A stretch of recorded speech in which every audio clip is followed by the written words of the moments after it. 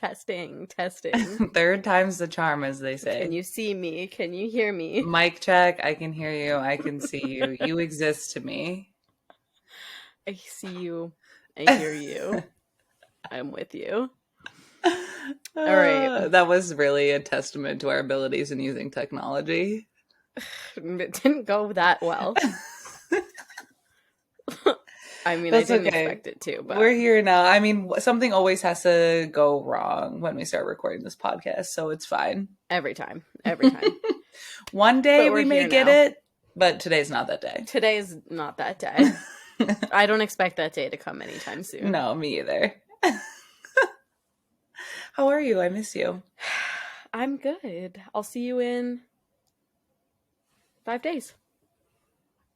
Tuesday, Wednesday, Thursday. Are you coming on Friday or Saturday?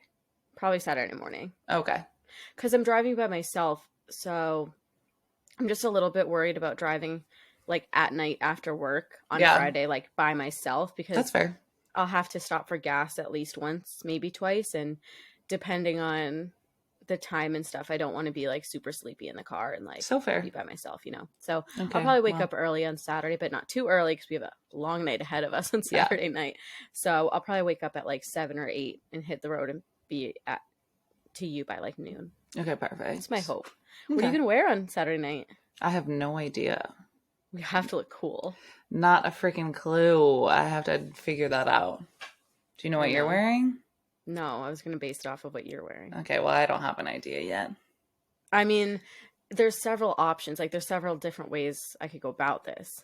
And we could go about this. Like, do we look, like, really, really cool and, like, go kind of balls to the wall?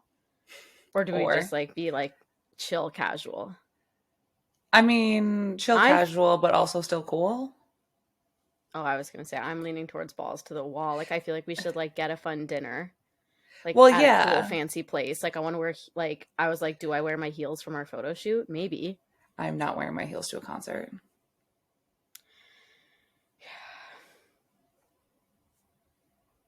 I'm probably going to cut this out of the podcast. Yeah. I don't think anyone needs to hear about us talking about our outfits for Saturday. Even I need to talk about it. Okay, we can talk about that later. We'll circle back. Okay, I'll see you. We'll chat offline. So I'll see you in 5 days. See you in 5 days. I'm excited, nonetheless. Me too. How are you doing? How are things? I'm good. This week can't go by any quicker because the sooner it's over, the sooner we're together. Sooner I'm there. I know. I got a ring light. I'm excited. Can you tell? It looks phenomenal. I can really crank it up. It's got. Whoa. We've got a variety of different settings. Okay, Avatar. Jesus.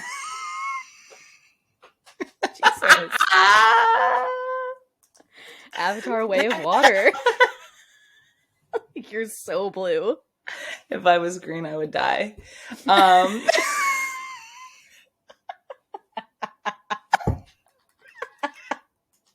Okay, going back to warm lighting, cranking it down a bit. Yeah, you have to. I'm sorry. Please go back to the warm lighting. I can't deal with it. I could not look at you that long with the blue light. Who looks good with that blue light on? Name one person. Like, I genuinely don't understand, like, why it even exists, because never in my life have I wanted a cool white light. Like, even in my home, I am using warm white bulbs in every single outlet that I own. So yeah, manufacturers just know that no one wants that unless you do, and I would love to meet that person who does. Please. They're probably so beautiful, in which like no lighting could do them wrong, That's probably so true, but two ugly girls over here. Not us. Not us. Anyways, you guys are lucky. Now that we're on YouTube, I showered and brushed my hair before hopping on the pod because people have to look at our faces now. I did brush my hair today and I put some dry shampoo in it, but I did put on a little makeup before this. So. Just oiled my face. Get ready with me to do the podcast. You oiled your face? Yeah, I always oil my face. Oh, really? I use a squalene oil. For the podcast? No, just for my moisturizer. I took Like I I took a thought you were shower. like, I wanted to look extra oily for the podcast. You're like, because we're on YouTube, I had to oil my face. And I was like, that feels like very opposite to like, I feel like what most people would do to go on camera. No, my moisturizer. I just, I want to look dewy. Dewy's in. Yeah, it is. Yeah, it is. Glass skin. Glass skin. I'm really Paper matte bones. right now. Surprise, guys! This is not a Formula One podcast. This is a skincare podcast. Get ready with me. If you want me to drop the links to my skincare, just let me know. I'll drop them in the comments below. Anyway, welcome to TG1F. An F1 podcast. With me, Kate. And me, Nicole. This is our show. This is our podcast. This is our life. 1 week out from the rebrand, and we're really feeling ourselves. We're really feeling great. I feel like so far so good. People seem excited. I'm excited. Last week we recorded this and we hadn't even done it yet, so we didn't even know if people were gonna care at all. I know. They do. They care. Thanks so much for caring, guys. And a lot of you seem excited to watch the stuff on YouTube. So yeah, I'm excited to start, getting more content there so you guys can, like I said, see our beautiful faces once a week.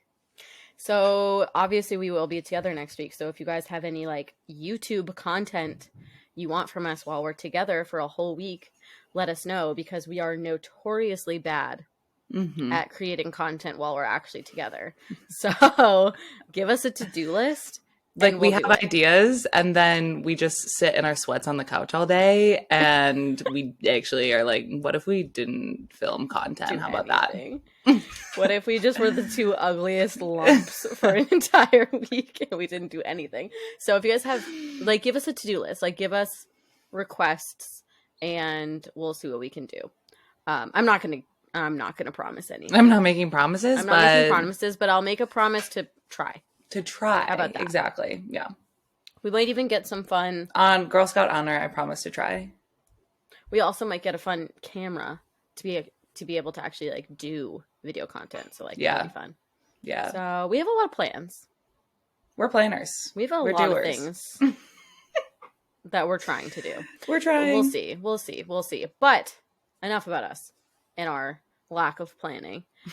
The big news here is that F1 is back. F1 is back. We watched a real live race this past weekend. It didn't feel real to me. Like we'd been waiting so long that I was like, this is just another episode of Drive to Survive. I know. It was very crazy. But like,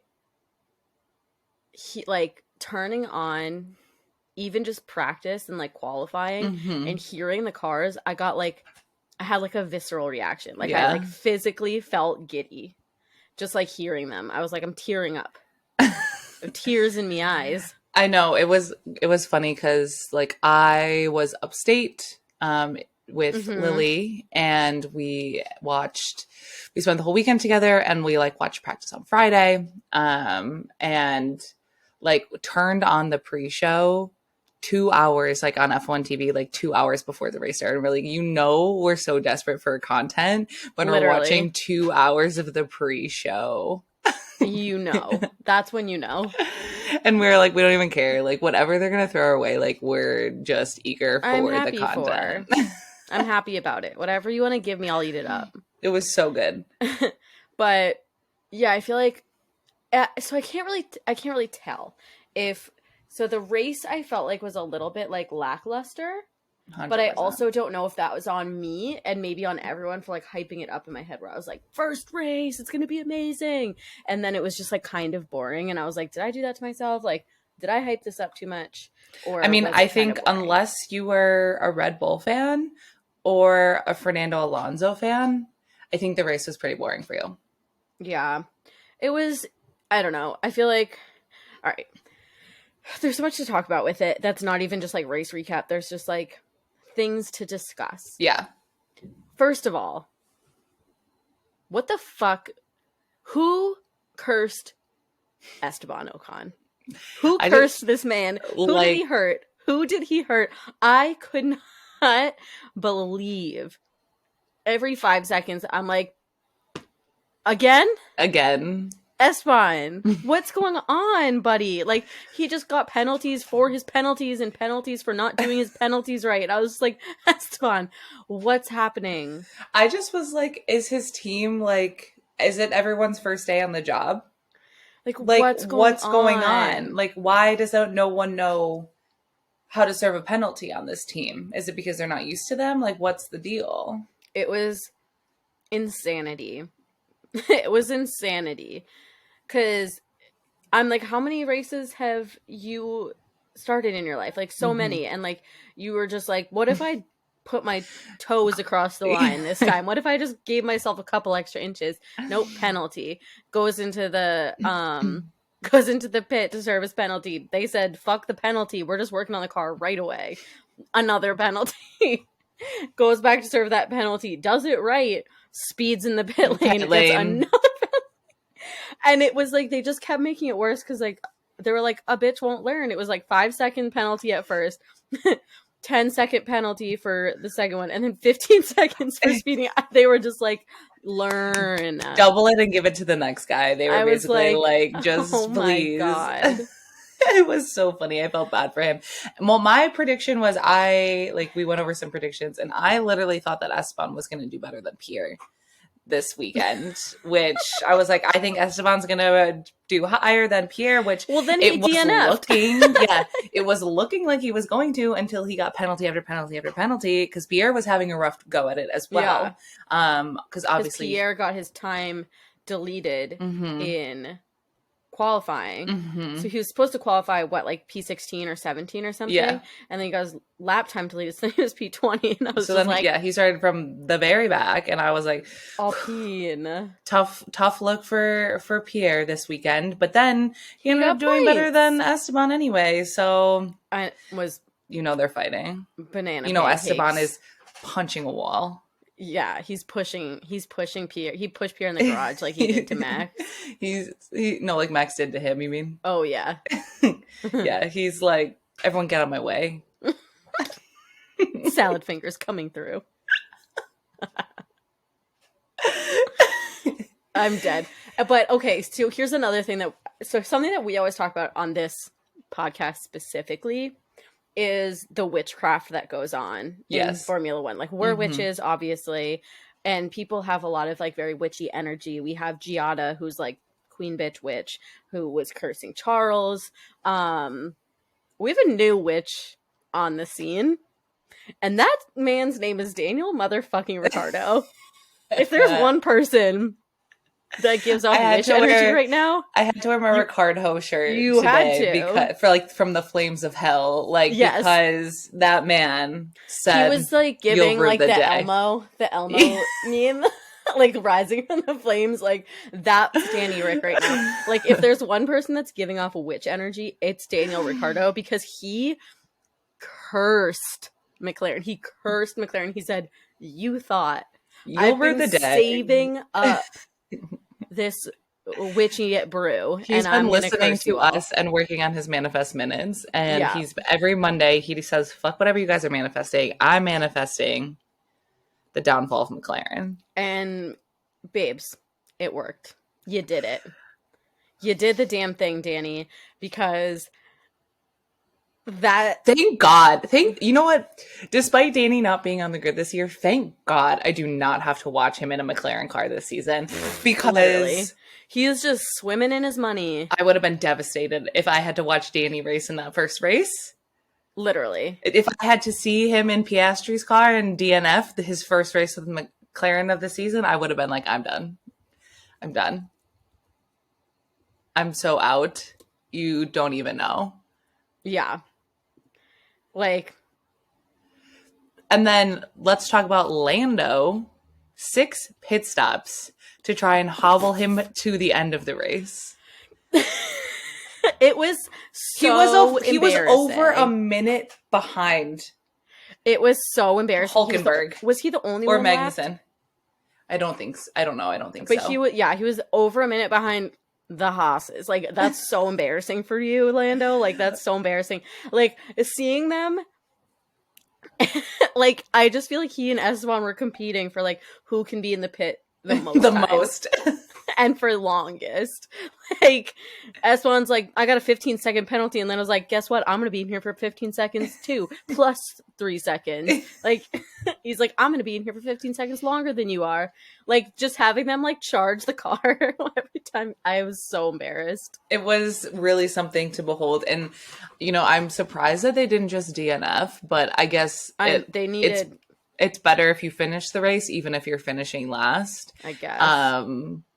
But I was just like, I cannot believe the shit show that is McLaren right now. Like, how did you get it so wrong? And it's really sad because, like, knockoff Cyril is pretty hot. Mm-hmm. You know? Andrea Stella or whatever his name is. Stella, yeah. Yeah. I still think that Andrea Stella... The best thing I can think of is, like, Andrea Stella, and this is, I feel in my bones, this is so accurate. Andrea Stella is if John Bernthal was playing Cyril in a movie. True, 100%. 100% that's who he is. Can't convince me otherwise. No, co-signed. When I meet him someday, I'm going to be like, what's up, John? He's going to be like, that's not my name. And I'm going to be like, it is. In my mind, How is playing Cyril? How's it going? John, we know it's you. Happening? We know you're method acting. You're really good at it. And you're really good at it. Well, or he's really bad at it because look what happened. Look what happened. Yeah, so I think that, like, okay, second thought. Mm-hmm. Is Danny the witch or is Cyril the witch? Because Cyril loves Danny too much. Mm-hmm. He's like, I'm never going to, like, I'm going to hurt him a little bit, but not too bad. And then he used his powers to kind of get Danny out of there. And once Danny was out of there, he's like, okay, unleashing my powers to take McLaren to the ground. I like to believe that it was Danny. I think it was a little just both. Scorned. Maybe they got together to do voodoo. I think they for sure have powers. chatted at least. Yeah. They're like, how can we ruin Zach Brown's life? And I was LOLing when everyone was like, oh, I feel bad for Lando. I feel bad for Lando. And I'm like, what did he say to Danny? Or about Danny? I don't have sympathy for him. I don't have sympathy for him. Guess what? Oh, how the tables have turned. Oh, how the turntables. Oh, how the turntables, as they say. As they say. There was just, like, so much. Because then, like, Alonso just absolutely, like, I feel like Alonso is one of those, like, zombies in the zombie movies that just, like, refuses to die. You know what I mean? He's just like, you can't hold me back, and he just, like, keeps coming, and people are like, we thought he was done, and he just, like, comes back to life as a zombie and just, like, keeps going, and then, like, gets everyone. I was dead to the fact that they're like literally could not stop being like, now to the oldest man on the grid, the oldest man in Formula One. We're heading over to the greatest dude ever. We're heading over to the man from the grave. He's Fernando Alonso. Alonso's gonna watch that back and hear them saying that. He's gonna look in the mirror and do the Jamie Lee Curtis from Freaky Friday. The crypt keeper. I'm the crypt keeper. It was just so funny. We were like, we get it. He's old, okay? But he's also crushing it. Look at, he came in third, like podium for great. Alonso. It's like so funny. No one can say shit about Alonso anymore. And I know we've said a lot of shit about Alonso. And I will we can still say shit about Alonso. Yeah, but we can't deny that mean it. He's good at what he does. No, he's great. He also, like, he's just got gun to his head constantly. Like, we said that about the other week when he was like, Alpine or Aston Martin has a championship driver in Lance Stroll, and this whole weekend all he was doing, he was being a team player this weekend. Yeah, he was like, where's Lance? How's Lance? Is Lance? And like at the end he's like, I want to give a huge shout out to my teammate Lance, who did amazing out there today. And I was like, who is this man? Who is this team player? It's like Lawrence hired Alonso to be Lance's friend. Literally. It's role models. It's part of his contract. He's like, you also have to like be really nice to Lance. It's literally role models. It's the Broken Wings Foundation. Jane Lynch is like, don't be a pervert. It's definitely Lance Stroll is whispering "I Kid" McLovin, and Alonso is Paul Rudd.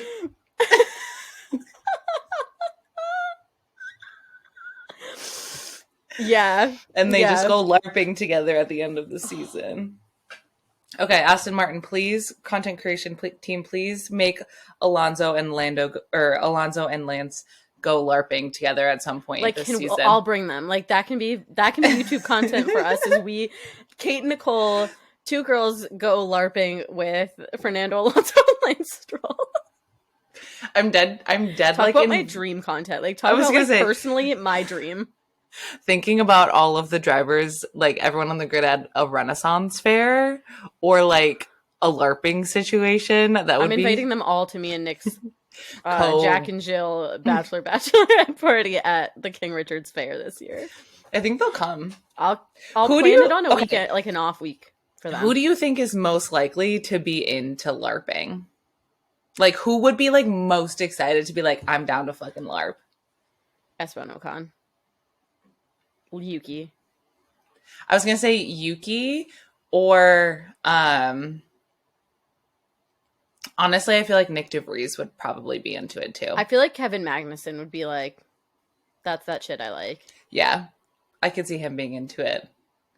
I don't know. Esteban is giving the vibes here for me. You know who would never get caught dead LARPing? Pierre. Pierre's like, I'd rather fucking die. Let's see. Carlos would lean super hard into it, I think. I think Carlos he would just go for it. I think Charles would fight it at first, but I think he would have a lot of fun. No, I don't think so. I think he would really like it because Charles, if there's one thing Charles does love, it's costume. He's just like always in costumes weirdly, and so like I feel like he would like be into it. Like we saw it in the Vegas video. He wants to tell us to think that he didn't choose that, but I know he chose that deep down. He's wearing the banana costume. He's got those photos of him dressed as a gladiator. There's that weird video of him in like some other crazy outfit, like dancing. So I'm like, I feel like Charles would be like, an excuse to dress up. Let's go.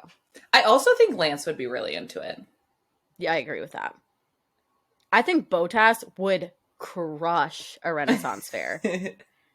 Yeah, he would. I would love him. And he would be doing like him and Tiffany would show up with the most insane fits. Yes, they would come as like Tiffany would be like a wench and Bottas would be like a peasant, and they would just do like the beer chugging competitions. Like I think they would crush it.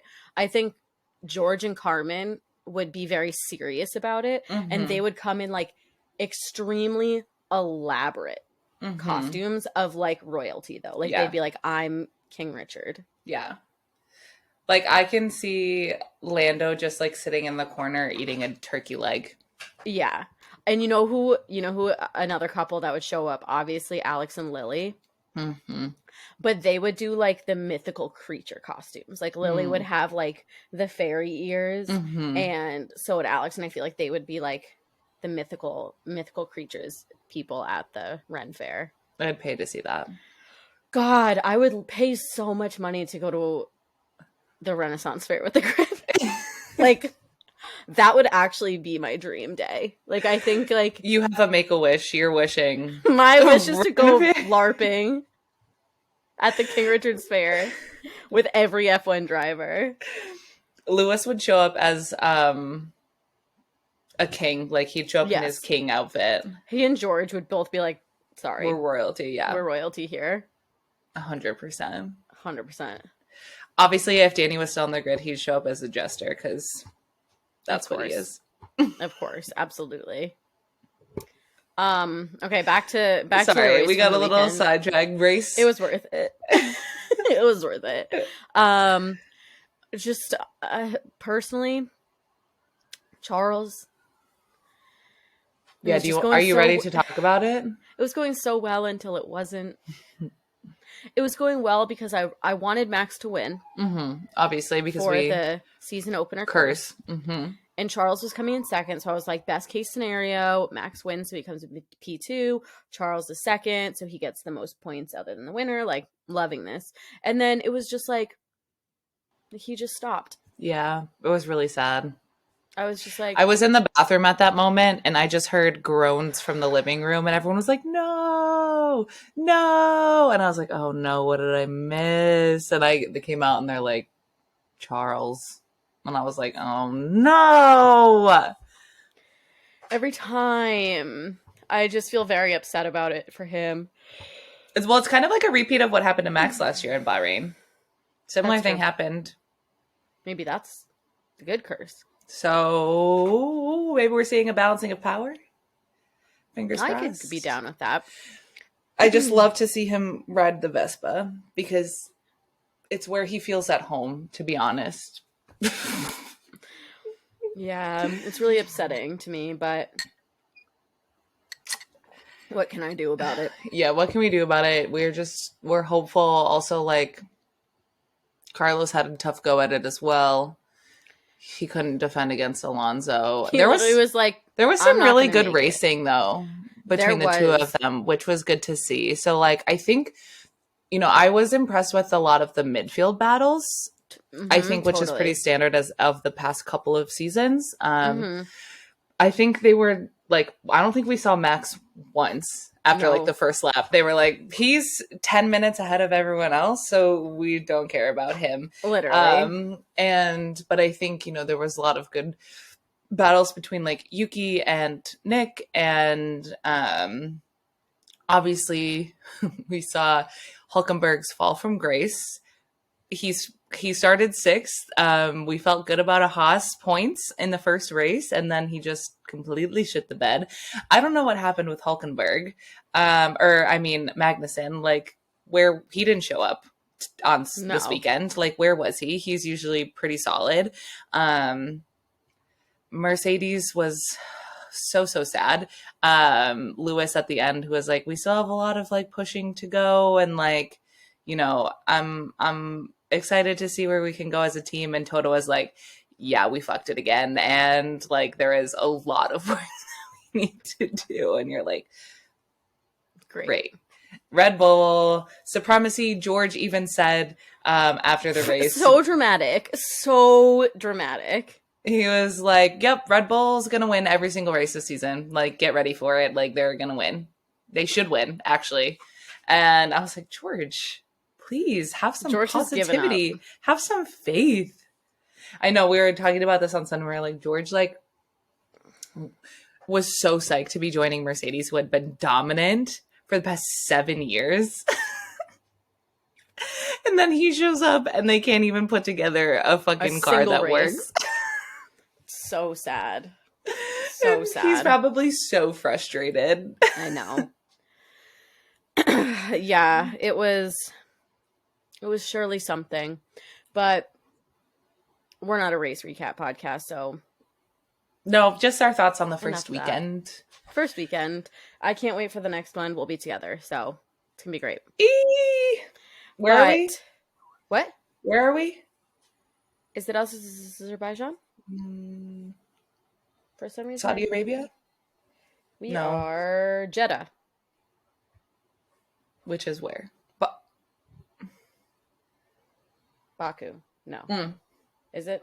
No, I don't think so. We're really, really, really big fans of F1. Geography. Saudi Arabia. Okay. Yeah, we knew it. They end in Saudi Arabia too? No, they end in Abu Dhabi. Is that in Saudi Arabia? Where is Abu Dhabi? Saudi Arabia? Is that in Saudi Arabia?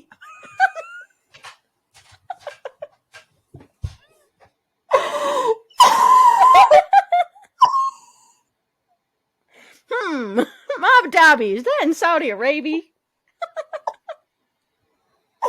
Once again, nothing is funnier than your friend saying one word a little bit wrong. Oh, words are hard today. Okay, happy Monday. Also, I know the fact that we're recording this on a Monday this week, big things are going to happen tomorrow and Wednesday. Yeah, every time. And See, that's why we were always like, we need to do Tuesday so there's like less time in between. So I know some shit's going to come out this week. And Shit's we're going to be like, drop. well, great. Fantastic. If anything really big drops, we'll just jump on the mic really quick tomorrow and do a quick 5-minute edition. That's and true. It'll be like music starts at the end and then it stops and then we're back. That's true. Okay.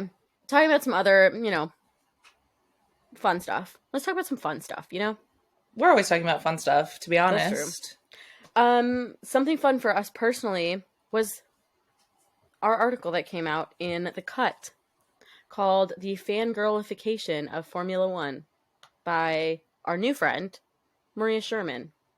And I literally think that, like, in all honesty and, like, sincerity, there is not a single article that I would have wanted to be a part of more than this one. I agree. It was just everything that I feel like we stand for, everything that, like, we have been trying to get across for 3 years now. Yeah. In one piece. And I feel like Maria was the perfect person to write that article because like, she is a fangirl and she gets it. And like, it was just so much fun to talk to her about being a fangirl and fandom in general and talk about music and sports and how everything is really interconnected and like the hypocrisy that often comes with sports. And, I think it's interesting because when we were talking with her, it's like, there's just such a similarity, but difference between like what is respected as being a fan and what's not. And so often it really just comes down to like gender because you see in like huge sports games, like the Super Bowl, whatever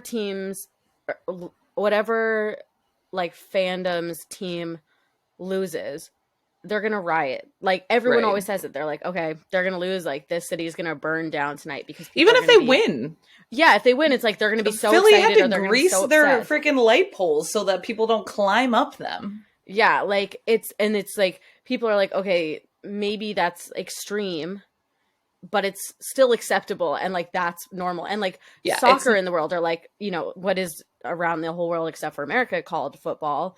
Like you always see stuff like that. Like people are getting in actual fist fights over these sports and like mostly male fans and like people just see photos of the men crying in the stands when their people score goals or, get injured and it's like.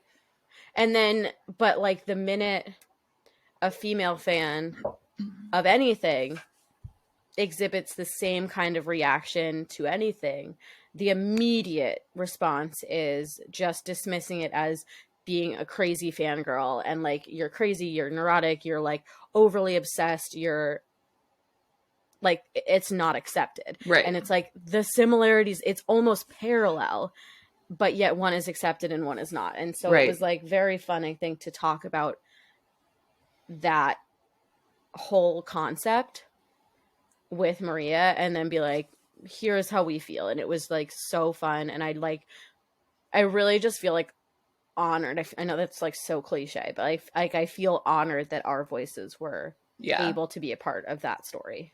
And I think what was different about this article too is that it wasn't like just look at these fangirls, like here's what's happening. It was more like for an argument about the positivities of fangirls in this space and like how it's starting to catch on and why it's important and not so much just like, oh, these crazy girls, like they're being fangirls and like, here's what's going on. It felt like an ode to the F1 fangirls. And that was like really, really important to me.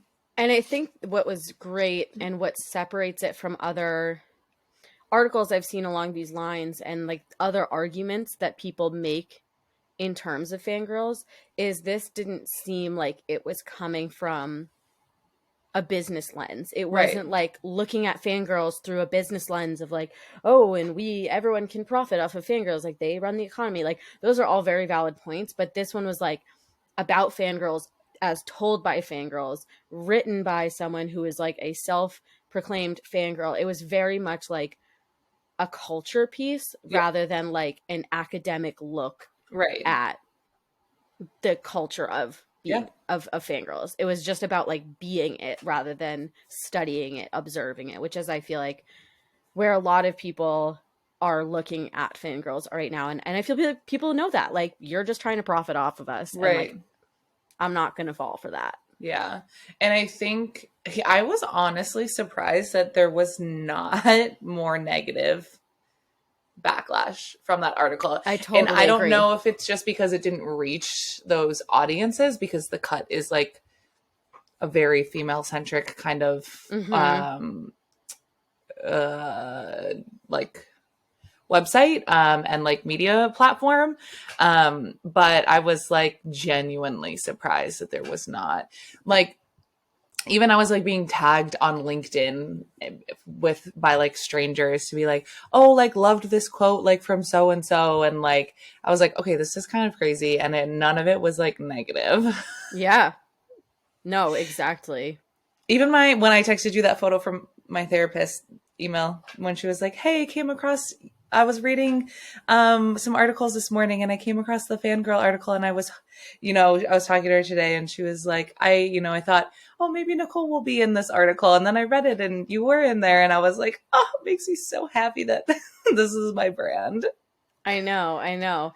Like, even my manager slacked me about it because I sent it to her, and obviously like I'm in PR, so if anyone's going to understand the magnitude of us being in an article in the cut, it's going to be my PR manager. Mm-hmm. And she was like, you and Nicole's quotes, mic drop. Like, so good. Those sound bites are incredible. And I was like, fuck yeah. Are we knowledgeable? We're subject matter experts. We are subject matter experts. Don't forget it. Don't you forget it. That's our title. Don't wear it out. New business cards. F1 fangirl subject matter experts. Okay. Another thing that was important that happened this week is we have an F1 fantasy league. Yeah, we do. Now, I know you're not really particular in it because you're too busy. I am already in one in work. Like, I'm so bad at fantasy. I was just like, I can't do this to myself again. I can't be in too many things. But I want you to know we have like 1,500 teams. I know. In our league. And I'm currently in a position 266 out of 1,500. So not doing that bad, but I'm not doing that great. We're allowed to have 3 teams in this league, up to 3. You don't have to do 3. My 3 team names are Pierre Gasly's Cross Chain, Danny for Seat 2 in 2023, and Sonoda Sluts. I stole that from you. Thank you. I was like, well, give credit where credit is due. But I will say, Danny for Seat 2 in 2023? Yeah, I want him this year. Yeah, I want Checo out, and I want Danny in. Okay. But we have some really, really good hit me with them. Team names. F1 Dungeons and Daddies. We have Nico Rosberg's Fake Tan.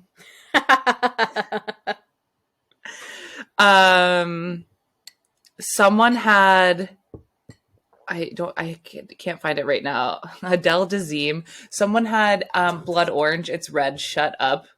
And I was like, who did this? This was a deep cut.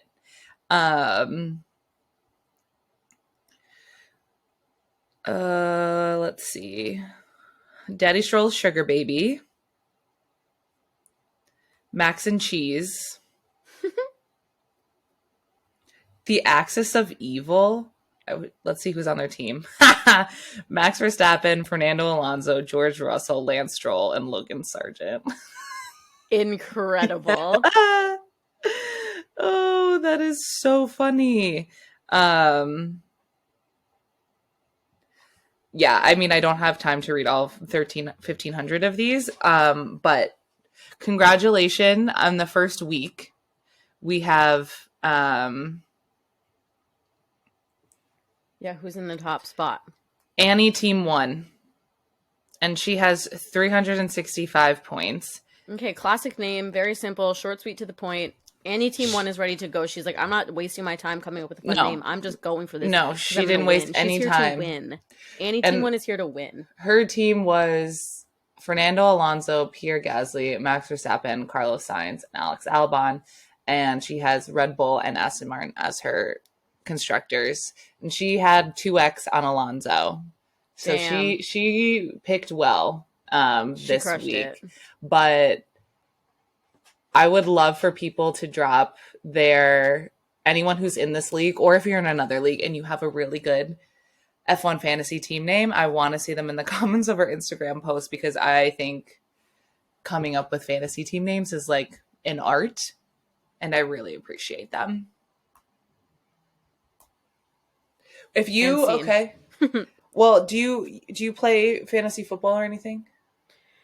I did a few years ago, but I'm so bad at it. Like, I just can never remember to change my teams. I'm just not.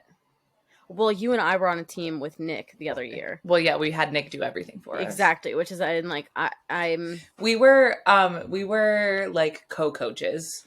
Yeah, we were like substitute coaches. Yeah, Nick was head coach, and we were assistant coaches. Yeah, so I'm just like, fantasy's not my jam. And I know that about myself. I think F1 fantasy is a little easier because we don't really necessarily have to change it every week if we don't want to. Yeah. Depending on like how much cost cap you have. But like you can stick with the same people the whole season. You know, I'm bad with money. You know, like finances are not my thing. So like any sort of idea of having to stick within like costs and stuff, not my jam. Not for me. I appreciate it, but I'm like, count me out. My fantasy football team like is just the best, and so that's the only reason I play as the wide receivers.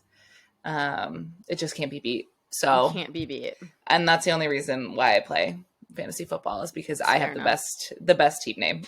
So we'll see where I end up. I think I'm gonna say right here on official, like whoever comes in first will get a driver shirt from us. So hell yeah, in our league. So guys, better pay attention, and you better start working on your teams, because there will be prizes for the top.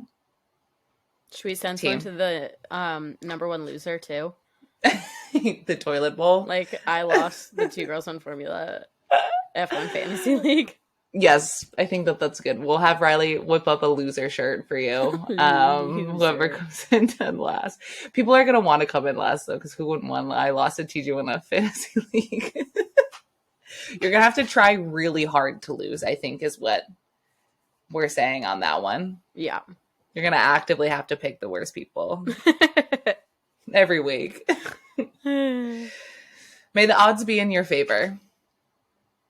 May the force be with you. Nice. Thanks. Okay, enough about Fantasy League. Like I said, we turned on the pre-show 2 hours early on Sunday. And what little tidbit of content did we get? Lewis taking a lie detector test. The lie detector test. It's so funny because, like, I know that Lewis can be funny. Yes. Sometimes that he just, like, I'm like, this had potential to be really funny. And there were a couple moments that were funny, but I was just like, it's tried really hard to make Lewis, like, a funny guy. I think he was just like too earnest with all of his answers that like the only funny part was they're like, do you like the attention and like being famous? And he was like, no. And they're like, he's lying. Okay. Or when he was like, can you beat George Russell in an arm wrestling contest? And he said yes. And then they were like, that's a lie. Or they're like, have you ever peed in your car? And he's like, no. And they're like, you're lying. But then he did admit to it. He said, I did it once. Oh, I thought you said I might have done it once, but I can't remember. Yeah. It was I was like, what is in Lewis's contract that he has to do that? Is this going to be a reoccurring project that's going to be on? Is everyone going to have to take a lie detector test? Yeah. And also, why did they just copy Vanity Fair? Yeah. But also, who was it when... Oh, no, it was really funny when they were like, do listen to Ted's Notebook, or have you ever watched Ted's Notebook? He's like, what is that? He's like, what is that? And I was like, it is giving Kiki Palmer's Sorry to This Man. If I saw him walking down the street, I wouldn't know who he was. I do not know this man. I wouldn't know a single thing. I was like, that's Lewis right now. Literally. With Ted's notebook. I thought it was good. And then you brought up a good point where he lied and said that he didn't watch the Kardashians. He said he didn't watch the Kardashians, and I said, your wife is on that show. Your wife is on that show, Lewis. I know you're lying. I know you're lying. And if you aren't lying, you should be watching it because you need to be keeping up with Kimberly. You need to know what to talk to her about on your first date.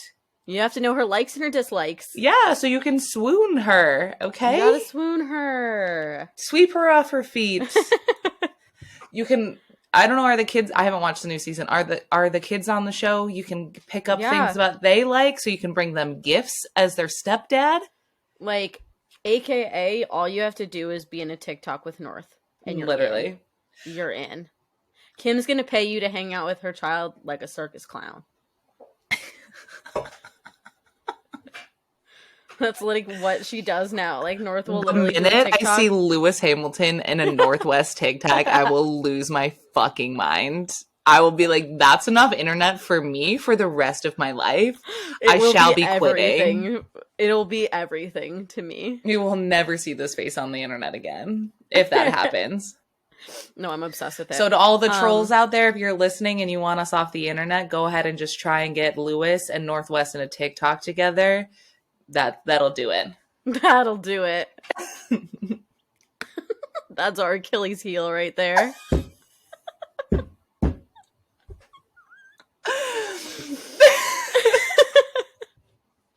I'm screaming. Oh. Also, I don't know if you saw this weekend, Ted interviewed Botaz. No. And he was like, "Oh, he's like, you look like you lost some weight. Like you're looking skinny." One, Ted, why? Ted, we don't comment on people's bodies, all right? Two, get it together. He is a like international athlete at the peak of motorsport. He should be looking fit. No disrespect to Max. 3, don't get the people going, Nicole. Don't get them going. 3, I already poked the bear when I said I wanted the season opener curse to last. 3, he was like, well, I'm an athlete and I work out a lot. So yeah, he's like, I'm just like fit and healthy. But it did come out where Ted had apologized for making comments about Botaz because it came out recently. Botaz said, you know, I didn't necessarily like, it wasn't a, what is the word when you're diagnosed? Thank you. He's like, it wasn't diagnosed as an eating disorder officially, but like I trained to the point of pain. Like I was not eating. I wanted to be at like my preferred weight, to be like high performing and like really just put a lot of strain on my body. And he's like, you know, I started working with a therapist to get in a better place mentally. He's talked about his, you know, process with mental health struggles. Yeah. And I think it recently came out where he also was like, I've struggled deeply with my body and now I'm in a really good place. And so Ted did apologize. He saw those comments and he was like, I should have never have said that. Like, I didn't realize. He's like, but regardless of whether or not that had happened, like, I realized like I shouldn't be making those comments anyway. And I was like, that is really big of Ted. That is what that's what the only thing anyone wants out of an apology is like an actual apology and like acknowledge not making excuses, not like, well, I didn't know that about him. So like, how was I supposed to know? It's like, you know, regardless, I shouldn't have probably said that. And like, love that. Love that. And he was like, you know, I talked to his team and I'm going to clear it up with him the next time I see him and apologize. And I was like, all right, Ted, I appreciate the lengths that you're going through to, you know, make amends on this because it just, it sets a standard, I think, for everyone else, all other kind of media personnel to, you know, step up and when they're having these conversations. And so I really, really respect that out of Ted. I respect that. And that makes me really sad for Valtteri. But he said, I'm happy and healthy and in a good spot now. So, and it shows. Yeah, it really shows. But I mean, you know what it's like to go through something like that. And so, been there. been there, felt that. So happy to know that he is on the other side. Me too. Sad to know that it was something he had to come out the other side of, but hopeful for everyone that there always is a light at the end of the tunnel, and you will get to the point of being your best, healthiest, both mentally and physically, spiritually, emotionally, peak, emotionally, amen, religiously, whatever you want, astronomically, truly.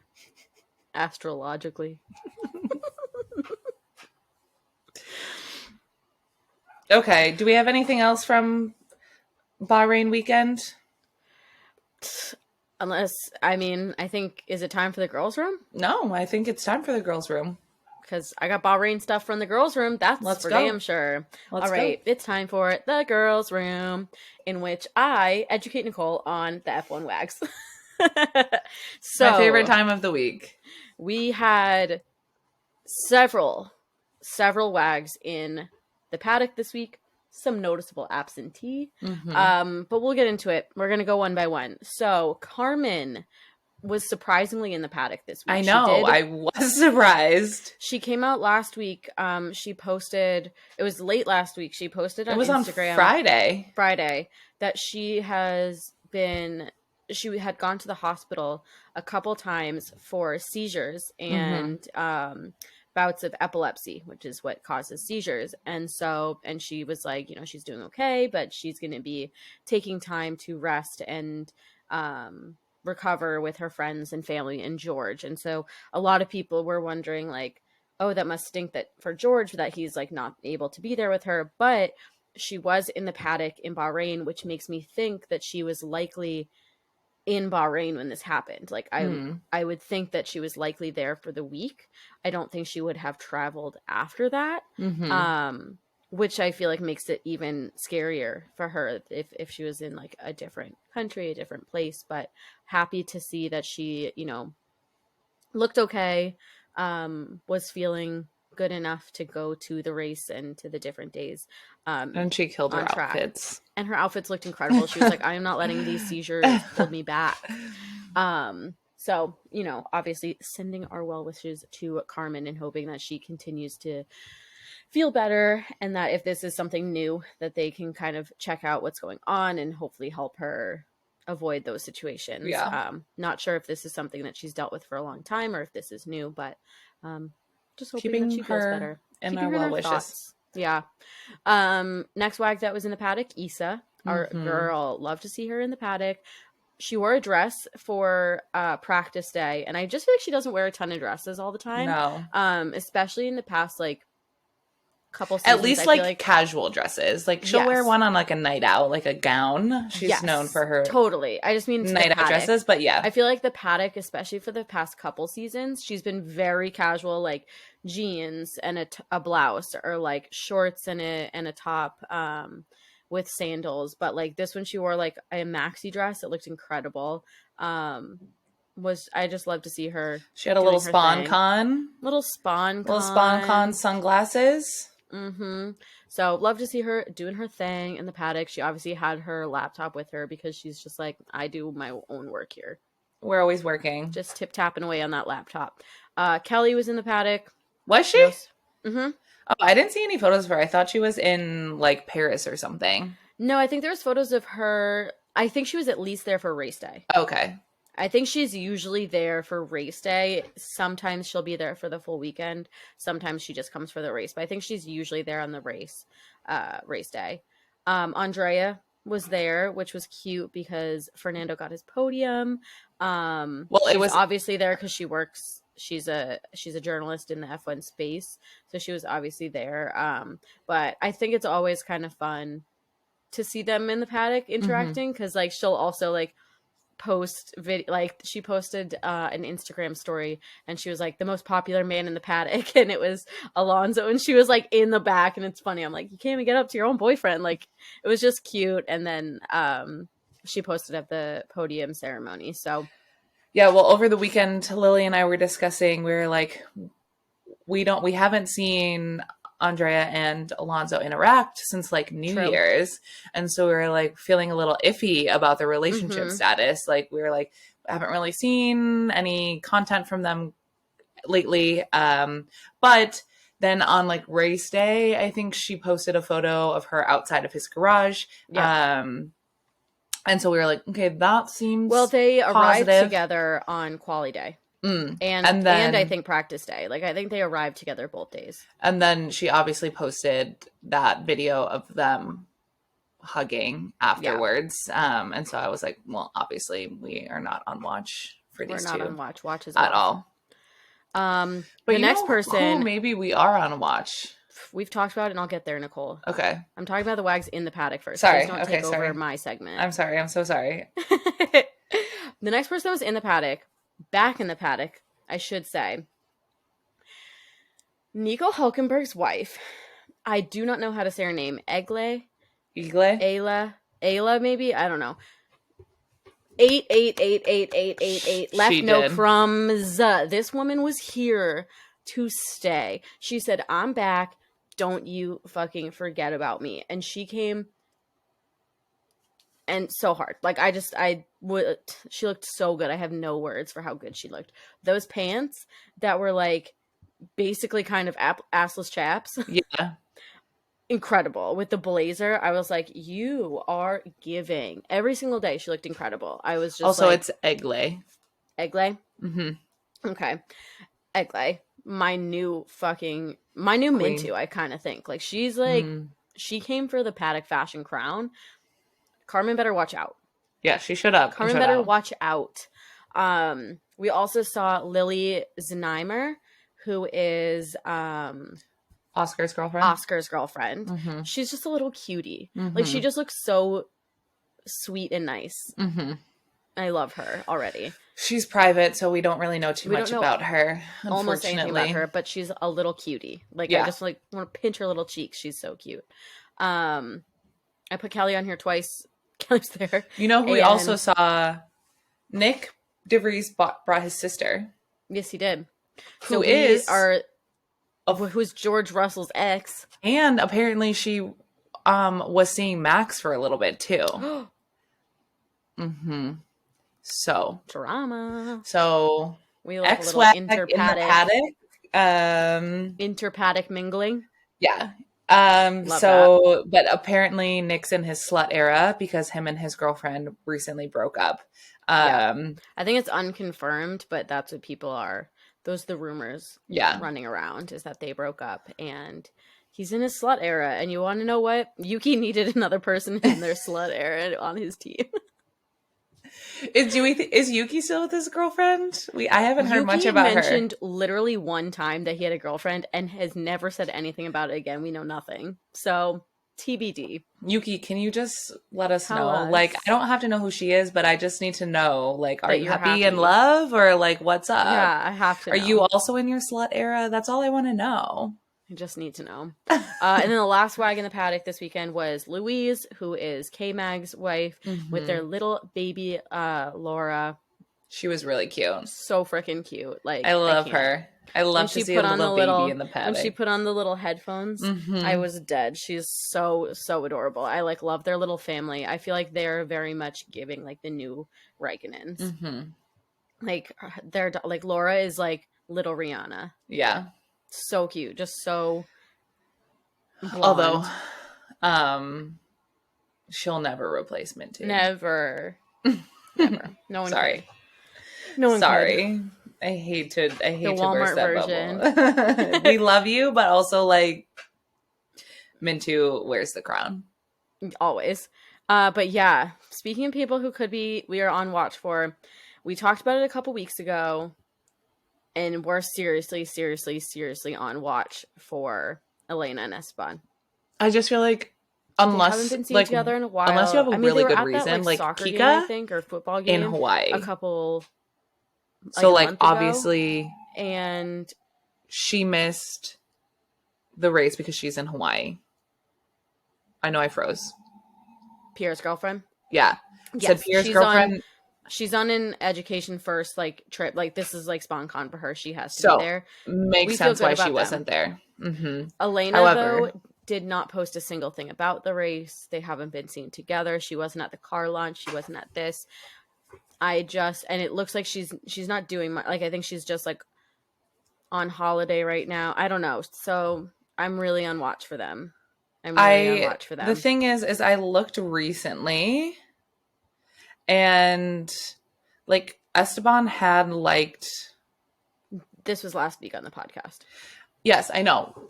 He liked her most recent photo that was out 8 hours ago. Okay. So I think if they were on the outs, he wouldn't have liked it. They're just so weird.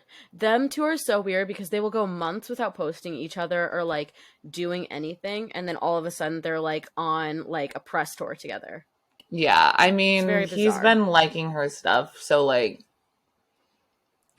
I'm not like on a full watch. I'm on like a baby watch. Like I'm watching. Maybe he's trying to get her back. Do you think maybe she broke up with him? Maybe. My eyes or are she's peeled, like, though. I need some space. I don't know. But either way, we're watching. Either way, I'm watching a little bit. And then there was a little bit of yeah, drama. We got sent this a lot this weekend. Yeah. So Charlotte Cine, Charles's ex-girlfriend, posted a photo on her Instagram story of her watching the race on Sunday, and people were very quick to comment on what the photo was. And it was a photo of the Red Bull car with the words "Let's go" on it. And she pretty quickly, I can only imagine that she got so many DMs about it. Yeah. But she pretty quickly posted another story and said, I'm still supporting Ferrari, but like, did I really have to say that? Like, so might have been stirring the pot a little bit. Might have been like a, what we said when she was wearing the Ferrari belt right the other week, like just stirring the pot a little bit, being like, don't forget that I used to be here. Don't forget I was a Ferrari wag. So a little bit funny, a little bit shit stirring. You know what? Charlotte is keeping us entertained, and I appreciate her for that. She keeps us on our toes. She said, you guys, like we've said before, she's not going out of the discourse. She said, I'm going out kicking and screaming, and you will not forget about me. Never. And that's it for the girls' room, huh? That is pretty uneventful week. Yeah, it was. That's okay. As long as, everyone's happy. Okay. Time for Manifest Minute? Yeah. Okay. I've got one up and ready to go. Okay. Or do you have one? I also have one up. Doesn't matter. Who was it? It was the from Katarina, came in earlier today. If we want to do that one, we can. I was going to go for an older one because time sensitive. Okay, time sensitive one. Do it then. Time sensitive? Mm-hmm. Okay. All right, we are doing a Manifest Minute today for our listener named Monica. Monica is requesting a successful defense of her thesis. She's in her last semester of her last year of graduate school for a master's in kinesiology. And at the end of this month, she is having it completely edited, submitted, and all of that, and ready to be defended and published. So she just wants us to give her some good vibes on this. I'm feeling the good vibes. You're feeling the good vibes already? Mm-hmm. I love that. So I guess if everyone could just take a deep breath in and a deep breath out. All right, we're going to picture our friend Monica. She is working really hard on her thesis right now. In my mind's eye, it's Monica Geller. Okay. Because I don't know what she looks like. Okay. Yeah, I guess if you want to picture Monica Geller, go for it. So Monica is writing her thesis. She is editing it. She is submitting it. She has until the end of this month, and she just feels really good about it. Maybe she's even going to be able to submit it early. That's how good she feels about it. And it's, when she submits it, she knows she's going to defend it, and then it's getting published. Woohoo! That's very exciting. Name in print, you're a published woman. So let's all think about her doing this, and we are just going to put all of our good energy into making this the best thesis that's ever been written and defended. And she's working really hard. We are just giving her all of the confidence that she is going to do a great job.